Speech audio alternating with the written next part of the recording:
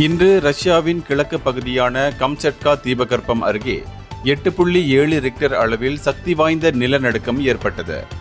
இந்த நிலநடுக்கம் சுமார் 13 அடி உயரமுள்ள சுனாமி அலைகளை தூண்டியதுடன் மக்களை வெளியேற்றவும் கட்டிடங்களுக்கு சேதத்தை ஏற்படுத்தவும் காரணமாக அமைந்தது.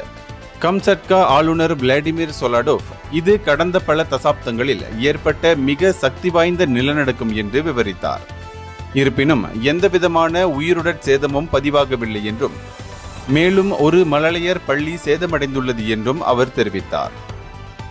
கம்சட்காவின் சில பகுதிகளில் 3-4 மீட்டர் உயரமுள்ள சுனாமி அலைகள் பதிவாகியுள்ளன. அமெரிக்க புவியியல் ஆய்வு மையம் இந்த நிலநடுக்கம் 19.3 கிலோமீட்டர் ஆழத்தில் பெட்ரோபாவ்லோவ்ஸ்க் கம்சட்சிக்கு தென்கிழக்கே 125 கிலோமீட்டர் தொலைவில் ஏற்பட்டதாக தெரிவித்துள்ளது. இந்த நிலநடுக்கத்தை தொடர்ந்து ரஷ்யா, ஜப்பான், ஹவாய், குவாம், மைக்ரோனீசியா உள்ளிட்ட பல பசிபிக் தீவுகளுக்கு சுனாமி எச்சரிக்கைகள் விடுக்கப்பட்டன. ஜப்பானின் வானிலை ஆய்வு மையம் 3 மீட்டர் உயரமுள்ள அலைகள் எதிர்பார்க்கப்படுவதாக தெரிவித்துள்ளது.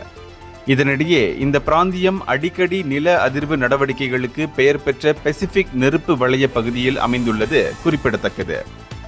இந்தியர்களின் இதய குரல் மக்களோசை.